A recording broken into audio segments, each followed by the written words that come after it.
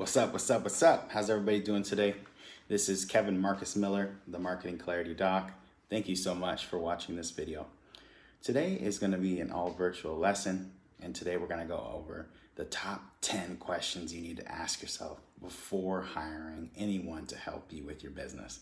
So if you're thinking about delegating some tasks or hiring a virtual assistant, you need to ask yourself these 10 questions, okay? So in order to help me out, I have a very special surprise for you. So what we're going to do is I'm actually going to interview one of my current clients who has a virtual assistant with us. Her name's Allison, the virtual assistant. The client's name is Liz Cruz. So Liz is going to hop on here with us, and we're going to talk through what's important to ask yourself before hiring a VA, okay? So let's grab Liz in here and get going. All right, so if you have any questions as we go, feel free to just drop them in the chat. If anything doesn't make sense, just ask me to slow down, okay? I'm gonna talk as slow as possible, really go over each of these 10 questions slowly. Liz is also gonna give context as to her responses to these questions in her business. Liz's business is actually a diversity, equity, and inclusion firm that focuses on helping queer leaders develop radical confidence. So we're gonna let Liz in right now. We're gonna get right to it. Let's do this.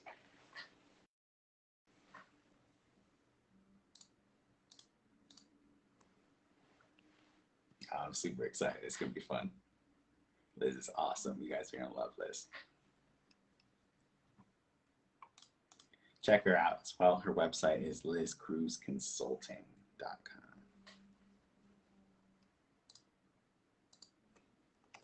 I'm gonna pull it up right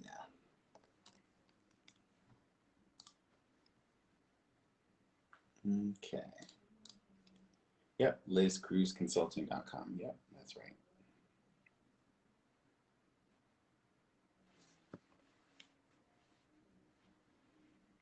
Here we go. Adding Liz now to the live. Hey, we did it. We sure did. Okay. Woo! I'm excited. Hold my phone in the right place and where I'm even supposed to look. How's that? Do I look like a normal person right now? You do. Okay, You do. good. We'll see how I hold my arm up like this. Absolutely. How you doing today? What's I'm up? great. I'm having an awesome morning. I just went to a little networking coffee before this, and now I'm here with you. So nothing could be better. Hey, I appreciate it. So today we're going to talk a little bit about what were the things going through your mind and the questions you were asking yourself when it was time to start delegating tasks in your business and hiring that VA. So I'm going to take you back to when you first started working with us. Yeah. Woo! And I'm going to kind of ask you these critical 10 questions I put together. Okay. And hopefully this will help someone else who's also stuck and needing some guidance as well. Good. First thing. Okay. First question. What simple tasks? So put yourself all the way back, like, right, you're still working at Amazon. Mm-hmm. Right? What simple tasks were you spending the majority of your time working on daily?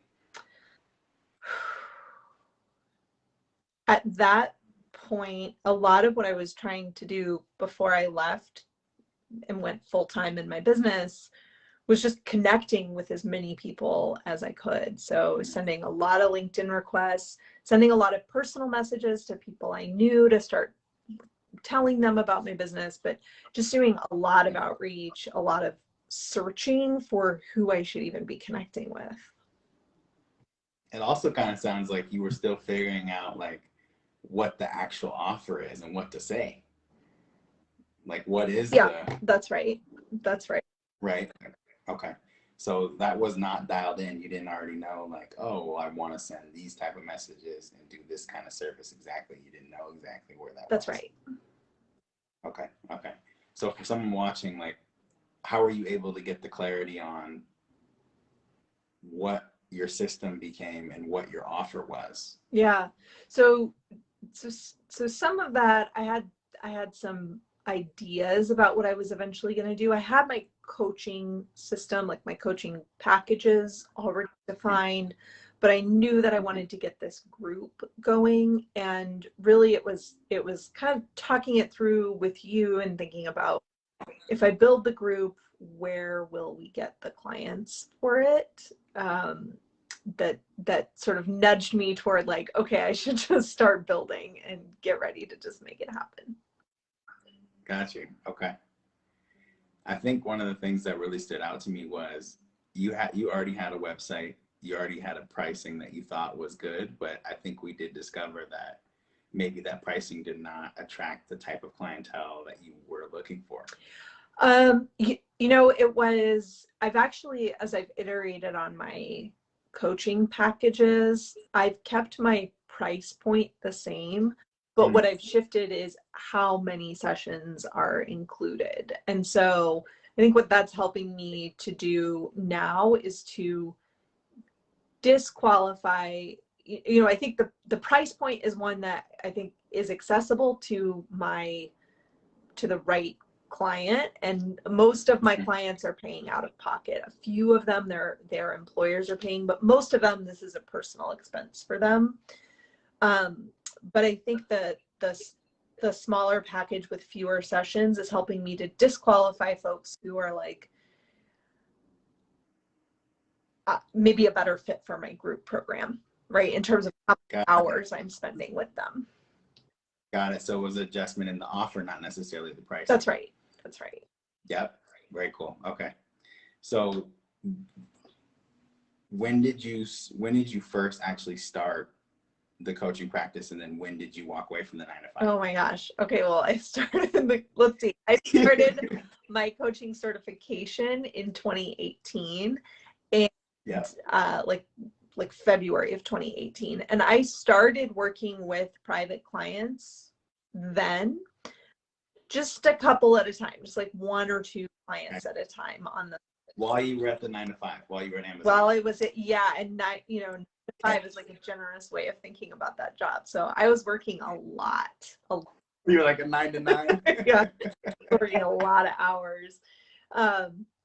But just building at that point, what I was really thinking about is like, if I have just a couple of clients at a time, what I'm really building is my skill. I'm working on my, just practicing and getting more confident as a coach. And I'm working on building up my testimonials. I don't need to have a ton of clients at the same time to give me testimonials. I just need a few really good testimonials for my website. So I had coaching clients on the side for about 3 years before I felt, and there was like, a lot of life stuff in there too, but yeah, 3 years before I was really ready to make that leap. Wow. So 3 years of just, okay, I can do it, but I'm still going to work the 9 to 5, ready to make a transition, not ready to make a transition. So that limbo, that's a difficult place to be. Yeah. And, I think, I had a lot of life stuff that meant that it was not the right time for me to make the leap. But the other thing that I'm realizing more and more was really going on for me during that time was the story that I had about money. And for a long time, what I felt was, in order to be able to quit my job, I have to be ready to be okay making less money. Right. I have to be ready to like downgrade my budget. I have to be ready to lower my income to like reduce my bills enough that I can survive taking the pay cut that's going to come with being an entrepreneur. And it took me that 3 years. It took me really shifting my mindset around what I was charging, but also just my mindset of what I was capable of doing in my business, to really understand that it's not a pay cut. It does not. Yeah, you're dropping so many gems right now. Seriously, like I want to like almost redo this, because the 10 questions, like you're kind of going I know we're skipping around, but you're just dropping so many gems. I'm letting you talk. So Awesome. Well, yeah, well, keep me on track. I'm here for you. Of course, I appreciate you. So question 2 for you. How many hours were those tasks like that you were doing in your side, the side hustle, right? How many hours were you working in the business, while you were at Amazon? And it's so hard to know because that's just sort of like sprinkled throughout, like in between meetings, I'm jumping LinkedIn. So I think, there certainly is a time cost. I think for me, what feels more measurable is just the cost to my well-being of working like that and of having so many small random tasks that were eating up space in my brain more than they were eating up space in my day, right? Was this kind of like constant like thinking about what do I need to do? How do I connect? Who should I be connecting with on LinkedIn? Where can I search? Maybe I should use this search term.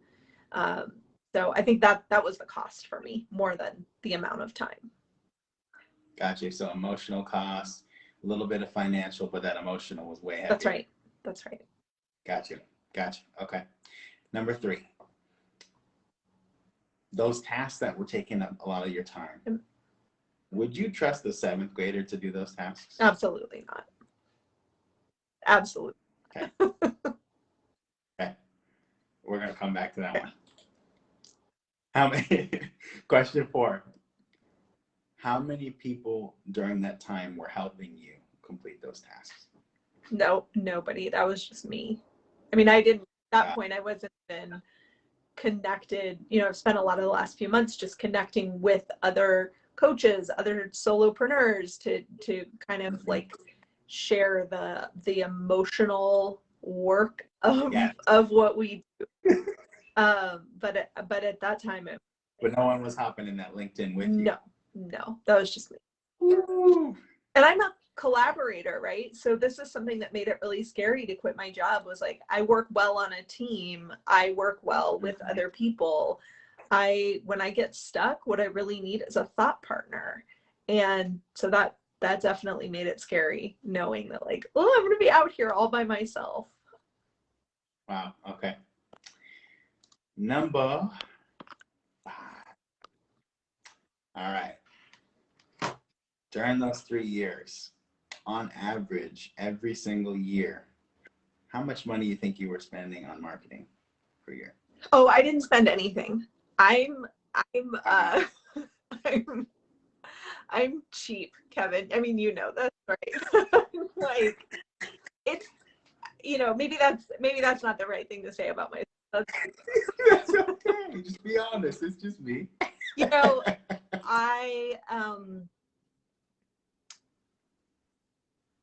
I'm careful with money, right? I'm risk averse, and I'm creative, and I'm thrifty, like I moved about 9 months ago now, and I've been working on like furnishing my new house. And so this is probably the best example that I can give you, is like I spent about 25% of my budget on my couch, which is like it's amazing. It's this like powder blue velvet mid-century couch in the living room. I need to see it. Yeah, I'll send you a picture. Okay. Everything else, I found like a couple of side chairs at Ross. And like everything else is from a thrift store. Everything else is from OfferUp. Everything else is from like free, the neighborhood free group. And so that's when I think about spending money, I really want that money to go to work for me, to get me exactly what I want. And so at the time that I was like, I'm working with 1 or 2 clients at a time, I'm really not trying to scale this business. It didn't feel, like I can get those clients through word of mouth. I'm building this website. I don't know who's even going to look at the website at this point. And so I'm just going to do it myself on a website editor. And I think what's shifted for me as I've moved into full-time is thinking like, okay, well, now I need my website to do something different for me. Now I need those LinkedIn connections to do something different for me, right? So now I'm thinking a little bit differently, just for where I am in my business, on like, what is it that I need my money to do for me? So in that 3 years, I wasn't really spending anything on marketing. Wow, that's powerful. I feel like everybody's going to relate to that. I mean, also, I didn't have any money to spend, right? Like, I had those couple of clients, and that, I just socked that money away. I didn't do anything with it. Question on that. Mm-hmm. Didn't have any money to spend, or didn't want to spend your Amazon money? Oh, yeah, that's a great question. Right. Yeah. I was not in a place where I wanted to or was ready to invest money in. Right. Mm-hmm.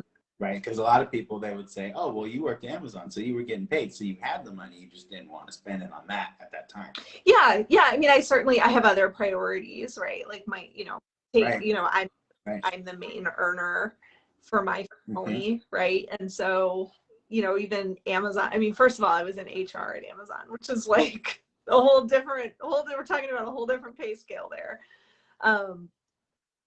But even like that amount of money is like, okay, but we're taking care of two people, and there's always one thing or another with the house or whatever it is, right? Like we all have our priorities, right? And I think the best thing we can do is just know what our priorities are for our money. So at that time, it wasn't scaling my business because I didn't really have any more time to dedicate to my business either, right? Right. Given my Amazon job. I just gotta stop and say I'm so appreciative of you being just so raw and honest, because this is exactly what people are thinking in their heads, and they don't want to say out loud because they don't want to feel, I don't understand, or I thought I could delegate, or I thought I couldn't, but I don't really understand like what's really going on and where the roadmap is. Yeah.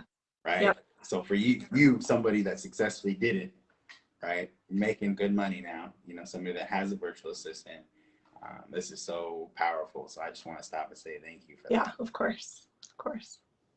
Appreciate you. All right, let's keep going. We got a little more questions. Okay, great. All right, number 6. Do you have management experience? I do. I've been a people manager. Yeah. Okay.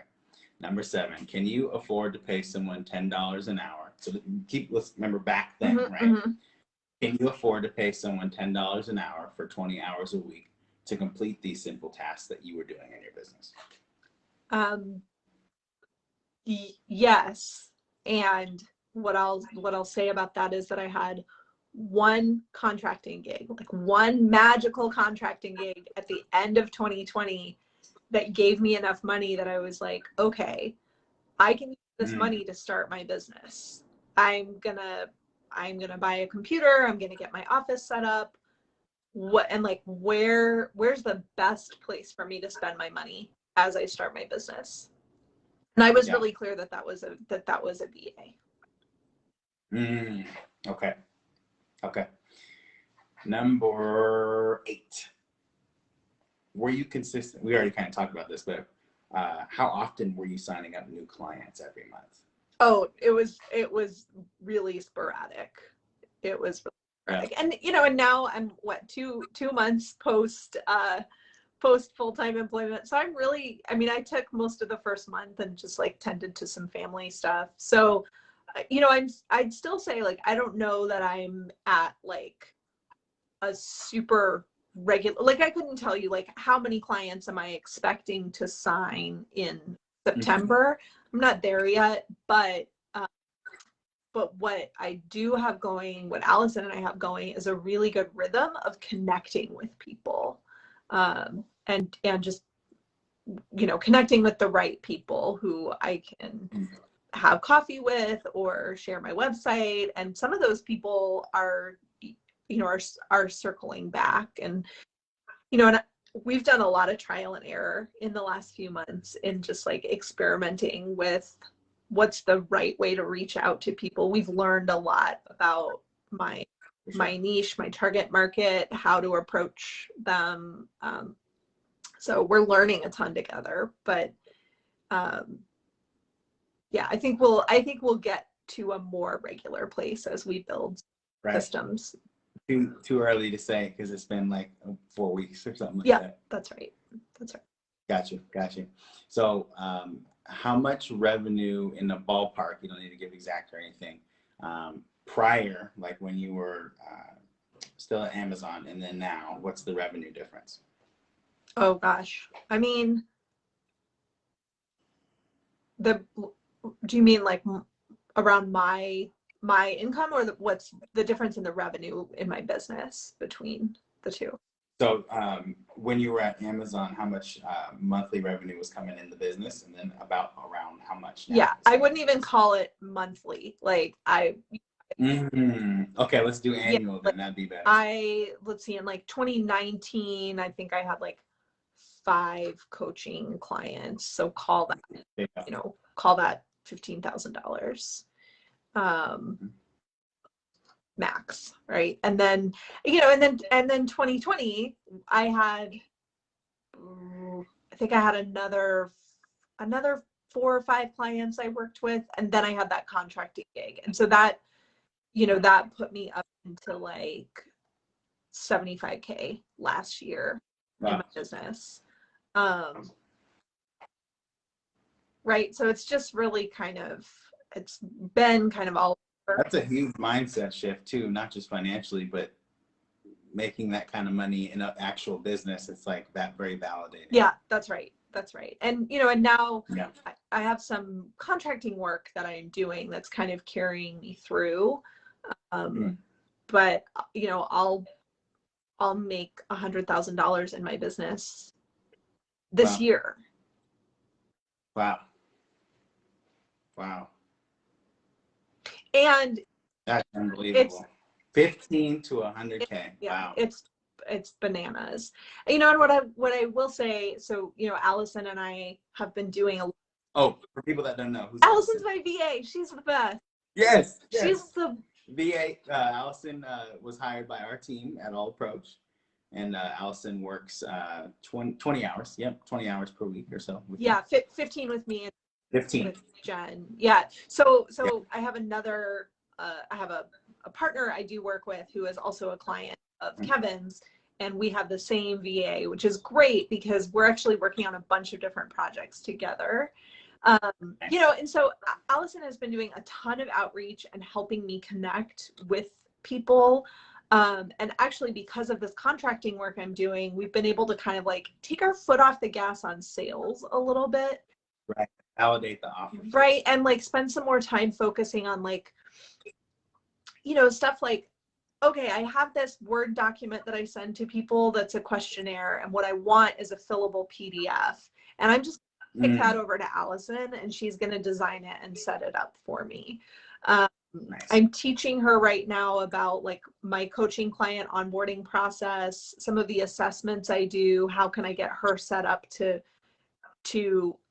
deploy those assessments and run the reports for me. So there's like more admin stuff beyond just the selling and outreach that she's helping me to take on, and then once every couple of weeks, we just get together and talk for half an hour or so about like, how's it going? What are you noticing? What might be a better strategy for us connecting with people? Do I need an Instagram? Let's talk about that.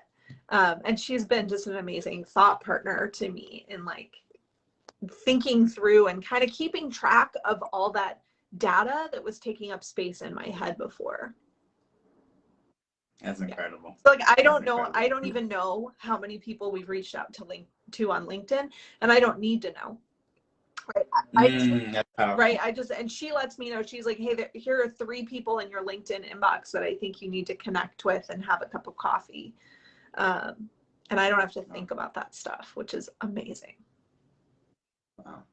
I like the approach. You're taking more of a, let's actually learn about the business and the areas that are going to move the needle instead of just sending messages. That's right. Yeah, that's powerful. Water break.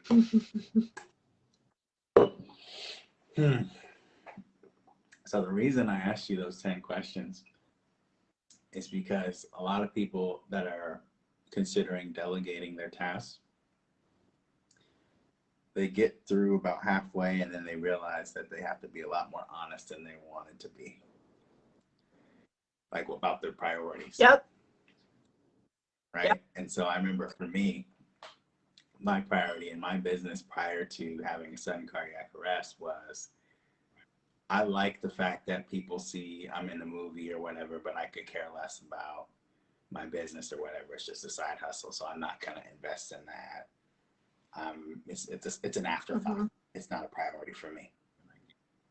And so I definitely relate, because I just feel like it has to become a priority in order for it to work. You can't just like think that it's going to happen. Mm-hmm. Right.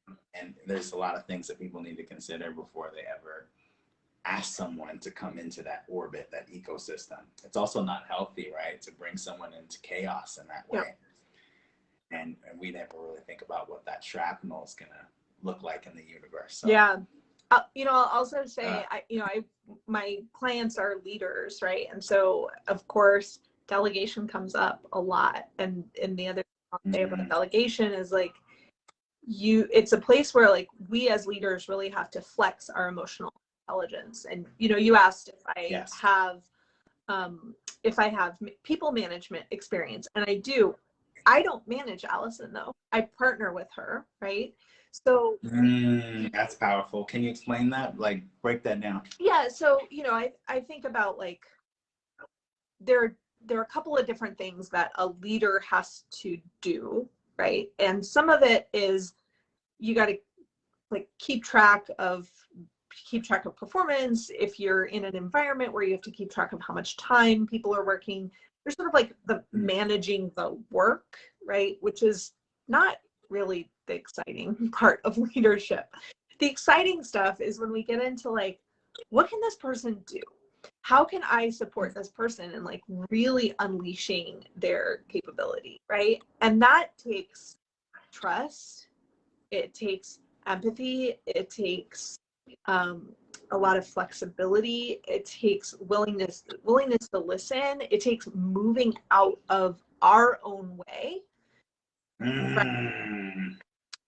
Yes. I think it can be really easy, when you think about bringing somebody into your business to support you, it can be really easy to think like, I'm just going to tell this person what I need and they're just going to go do it, and they're going to do it exactly in the way I would do it or the way I want to do it. And it's never that, right? And so as leaders, like if you really want someone to be able to work in your business with you, first of all, you need to get over your fear of losing control.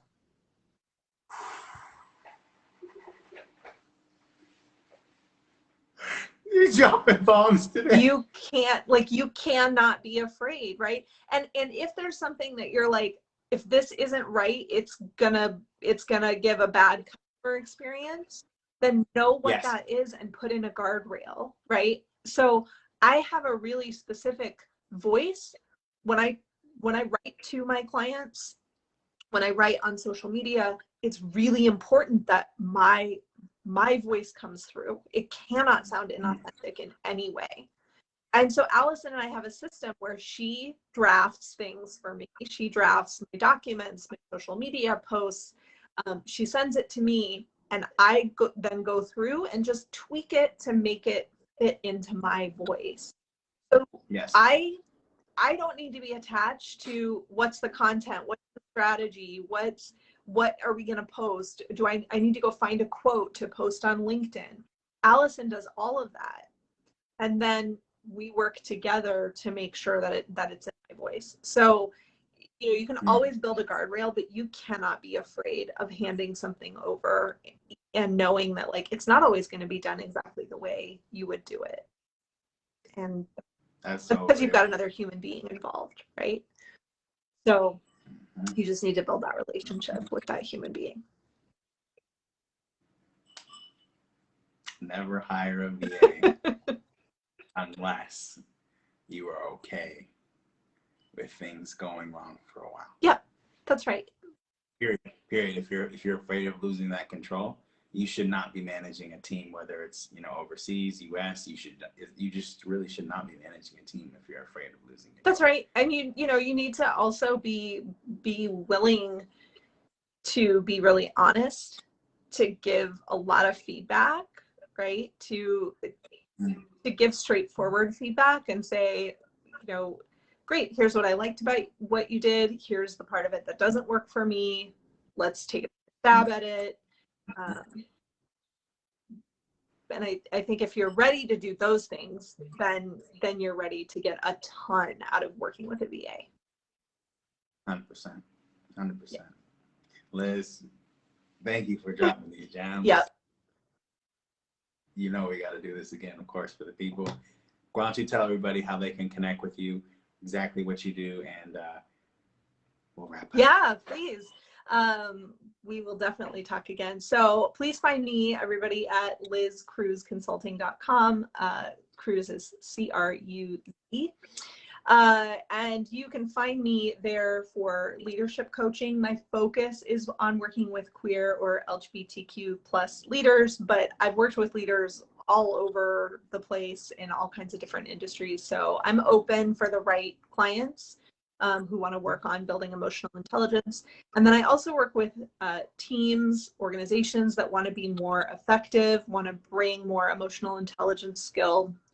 So if you and your team want to be better collaborators, if you want to be more innovative, if you want to just get more done together, emotional intelligence is a great way to get at that. So you can contact me for team building, organizational effectiveness, learning and development needs, and you'll find me on my website. Kevin, thanks so much for having me today. Oh, Liz, I'm just smiling so hard. I'm so sorry. I'm just so giddy. I respect and appreciate you so much. And I know, you know, you've been a client of ours for a long time, but you're definitely so much more than a client. You know, I respect you and look up to you in so many ways. So thank you. Like Kevin, thank you so much. I'll talk to you soon. All right. Talk to you soon. All right.